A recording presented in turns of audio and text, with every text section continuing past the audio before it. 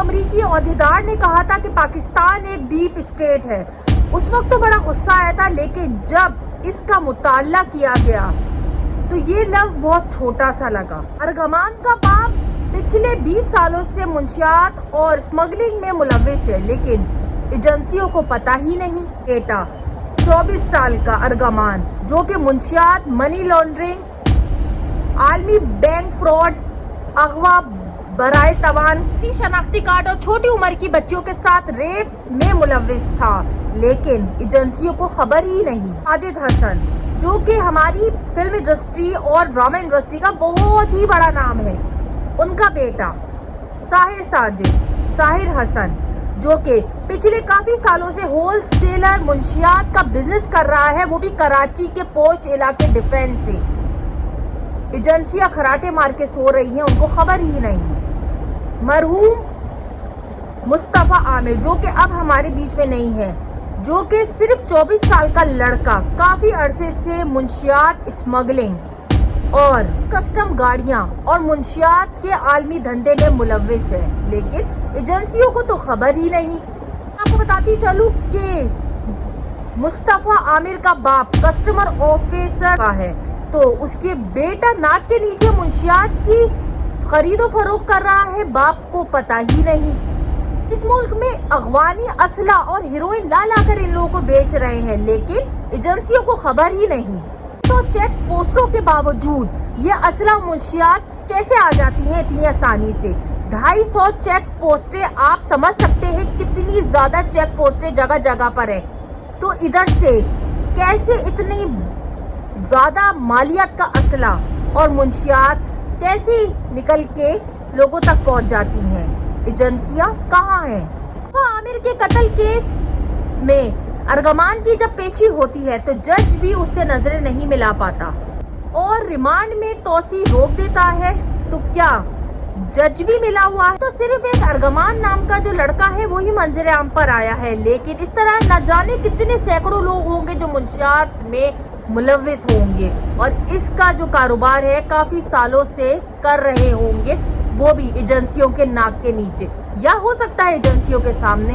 Picture को गौर से देखें, ये साजिद हसन अपने बेटे के साथ इस तरह हंस रहा है जैसे कि ये कोई बहुत बड़ा वर्ल्ड कप लेकर आया है पाकिस्तान में। आप खुद सोचें कि एक मुजरिम और मुजरिम का बाप मीडिया पे आके हंस रहे हैं जैसे कि वो बहुत बड़ा कारनामा अंजाम देकर आए हैं। ये है हमारा पाकिस्तान और ये है हमारा कानून और ये है हमारी एजेंसियां। आप उनके चेहरों में देखिए किस तरह इत्मीनान है, किस तरह सुकून है, जैसे कि उन्होंने कुछ किया ही नहीं। काफी सालों से वो कराची में ही पोश इलाके में मुंशियात की खरीदो फरोख्त कर रहे हैं और किसी को पता ही नहीं। उनके घर से 50 से 60 लाख की मालियत का मुंशियात बरामद हुआ है। क्या आपको इनकी शक्लें देखकर जरा सा भी लग रहा है कि इनके चेहरे पर नदामत है? बिल्कुल भी नहीं। हमारे मुल्क में यही काफी अरसे से चलता हुआ आ रहा है कि यहाँ पर मुंशियात की खरीदो फरोख्त अगर कोई इलीट क्लास, कोई बड़ा आदमी करता है, यानी कोई बहुत बड़ा आदमी जिसके पीछे सोर्स हो, यहाँ पर अगर कोई कत्ल करके भी चला जाता है तो यहाँ पर सिर्फ पैसा और सोर्स देखा जाता है। अफसोस के साथ मुझे कहना पड़ता है कि हमारे पाकिस्तान में लॉ एंड ऑर्डर नाम की कोई भी चीज नहीं है। यहाँ पर अगर किसी गरीब से किसी किस्म का भी जो है वो एक्सीडेंट हो जाता है या किसी किस्म की भी कोई अगर वो किसी भी जुर्म में पकड़ा जाता है तो उसको जिंदा जला भी दिया जाता है। लेकिन अफसोस की बात यह है कि अगर हमारे माशरे में, हमारे पाकिस्तान में किसी अमीरजादे के बेटे ने जिंदा किसी आदमी को, किसी लड़के को जला दिया, उसको इस तरह प्रोटोकॉल जेल में दिया जा रहा है जैसे कि वो कोई बहुत बड़ा मेडल लेकर आया है। इसको कौन चेंज करेगा, ये कब सही होगा, ये तो अल्लाह ही जानता है। लेकिन बदकिस्मती से अब ये जो केसेस चल रहे हैं इससे काफी केसेस बेनकाब हो रहे हैं, लेकिन हर केसेस पे ऐसा लग रहा है कि पर्दा डाला जा रहा है। अब ये पर्दा किसकी तरफ से जा रहा है, किसी तरफ से डाला जा रहा है, ये तो नहीं पता, लेकिन लग यही रहा है कि इस मामले को दबाने की कोशिश की जा रही है, क्योंकि अगर ये केसेस खुलते गए तो शायद कुछ लोग मुंह दिखाने के भी लायक नहीं रहेंगे। जी हाँ नाजरीन, ارغمان اور مصطفیٰ کے کیس سے ایک ایسا پینڈورا باکس کھلا ہے جو کہ نئے نئے انکشافات سامنے لا رہا ہے اور شاید آنے والے وقتوں میں لاتا بھی رہے گا۔ میڈیا تو اپنا کام کر رہی ہے، لیکن شاید پیچھے کے لوگ جو کہ شاید اس معاملے کو دبانے کی پرجوش کوشش میں ہے کہ یہ معاملہ کسی طرح دب جائے۔ ارغمان کے باپ کو دیکھ کر آپ کو لگ رہا ہے کہ اس کے بیٹے نے کسی ایک زندہ بندے کو جلایا، منشیات کا کام کرا، اس کے علاوہ سمگلنگ، ہر طرح کے وہ جرائم میں ملوث ہے اور اس کے گھر سے بالکل 100% شواہد بھی ملے ہیں۔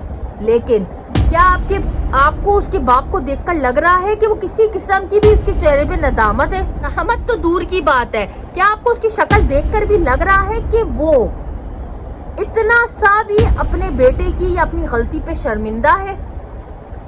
اور وہ آ کر تو سیدھے منہ کسی سے بات کرنے کے لیے بھی تیار نہیں ہے اور آ کے میڈیا والوں کو دھمکیاں بھی دے رہا ہے کھلے عام کہ جاؤ میرا جو بگاڑنا ہے بگاڑ لو۔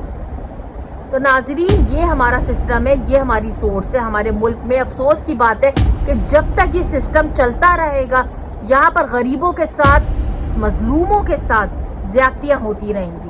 جب یہ سسٹم ختم ہوگا تو شاید ہمارا ملک بھی اچھا ہو جائے اور ہمارے ملک میں انصاف ملنا شروع ہو جائے۔ لیکن شاید یہ وقت قیامت تک نہیں آئے گا جب ایسے ہمارے اوپر سربراہ، ہمارے اوپر ایسے سو کال لوگ وہ مسلط کر دیے جائیں گے، تو شاید انصاف ہمارے ملک میں نہیں ملے گا۔